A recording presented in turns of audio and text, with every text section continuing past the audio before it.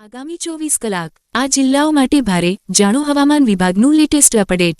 ગુજરાતમાં વરસાદનું જોર ઘટી ગયું છે। હવામાન વિભાગે આગામી દિવસોમાં છૂટાછવાયા વરસાદની આગાહી કરી છે।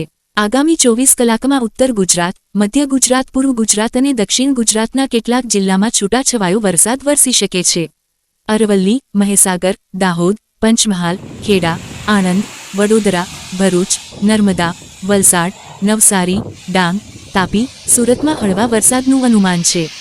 12 ઓગસ્ટ બાદ વરસાદનો નવો રાઉન્ડ શરૂ થશે।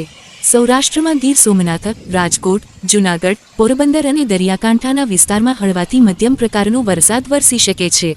કચ્છમાં પણ વધારે વરસાદનું જોર રહે તેવી શક્યતા નથી। એકાદ જિલ્લામાં હળવો વરસાદ વરસી શકે છે।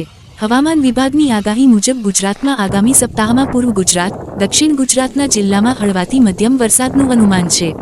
ઉલ્લેખનીય છે કે હવામાન વિભાગના અનુમાન મુજબ ગુજરાતમાં 12 ઓગસ્ટ બાદ ફરી વરસાદ વરસી શકે છે।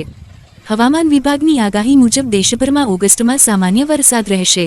ગુજરાતની વાત કરીએ તો ઉત્તર ગુજરાત, દક્ષિણ ગુજરાત, મધ્યપ્રદેશ, પૂર્વ ગુજરાતમાં સરેરાશ કરતાં ઓછો વરસાદ વરસી શકે છે। આ ઉપરાંત ઓગસ્ટમાં કચ્છના કેટલાક વિસ્તારમાં સરેરાશ કરતાં વધુ વરસાદ વરસી શકે છે।